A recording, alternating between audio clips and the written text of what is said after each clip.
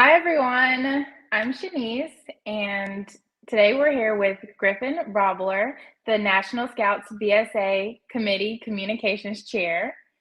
How are you today? I'm great. How are you, Shanice? I'm awesome.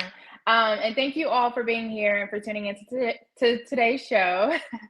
um, Griffin is here to talk to us about a few Cub Scout updates and how they apply to Scouts BSA.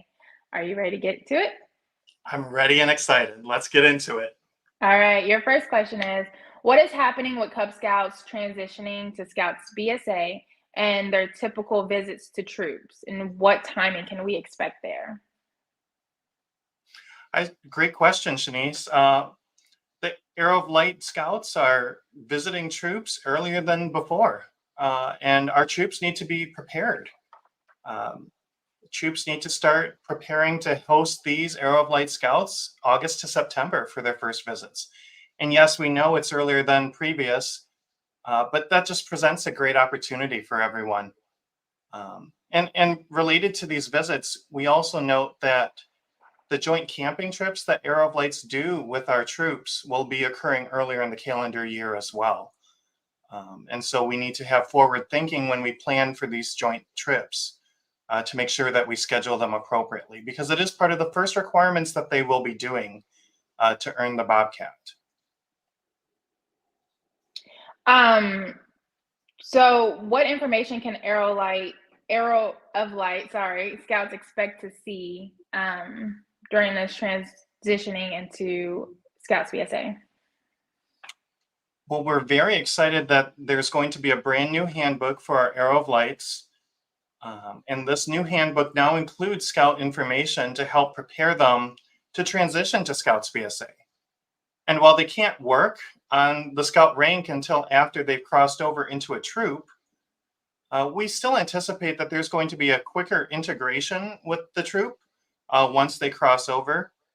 And the best part about this is because the Arrow of Light Scouts do have Scout rank information in that handbook, it provides a value for the entire year during this transition. So will the Arrow of Light requirements change? Well, the Arrow of Light requirements have been adjusted to incorporate different aspects similar to Scouts BSA. And this allows our Arrow of Light Scouts to practice and get more comfortable with the concepts that we have in Scouts BSA. For example, choosing a patrol name, electing patrol leaders, demonstrating the Scouts BSA scout sign and salute. All of these are things that they'll be practicing as an Arrow of Light before they officially cross over into Scouts BSA. All right, and to piggyback off of that, will any of the requirements have to be repeated once they do cross over into Scouts BSA? Well, Scouts BSA has worked very closely. So our National Scouts BSA Committee has worked very closely with the National Cub Scouts Committee, and there is no duplication of requirements between Arrow of Light and Scout Rank. So while they'll be practicing concepts, there's still no duplication between the two rank requirements. And what is the anticipated, crossover period? I know you mentioned September-ish, but are you expecting it to be this year, or are we talking next year? Sure. So crossover into Scouts BSA is still anticipated to be January through March.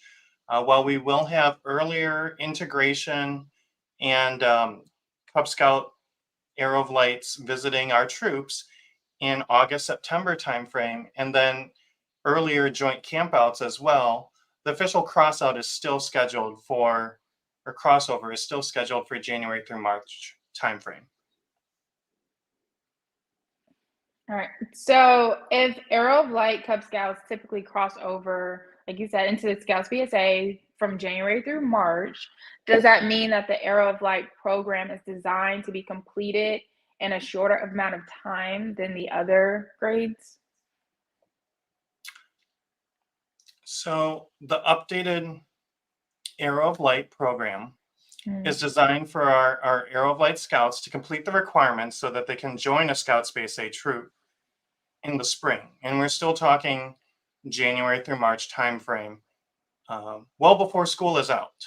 And the reason that we have this timing is so that once they cross over into the Scouts BSA troops, they have enough time to get integrated and comfortable with our units at the troop level.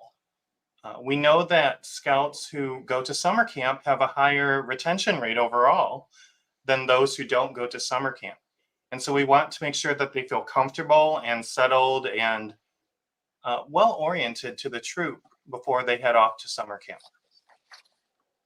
Okay. So what's not changing? Ooh. Well, I'll tell you right up front, there's no policy changes with this program update. So all current YPT, camping, and safety policies are still in effect. Nothing has changed on that front. So everything that you have previously done in terms of policy, you'll continue to do. All right. Is there anything else that you would like to add? Is there anything else that, parents or viewers need to know about this upcoming transitioning from Arrow of Light into Cub Scouts or into Scouts BSA? Sure. So we have additional resources for you to find out more information. We have a roundtable video that can be found at the link on your screen. We also have a Cubs Chat Live from February 2nd that you can find out more information from. I note that some of the questions that we have are how soon will the Arrow of Lights be encouraged to begin visiting our troops? Again, they're coming between August and September, so earlier in the calendar year than previous.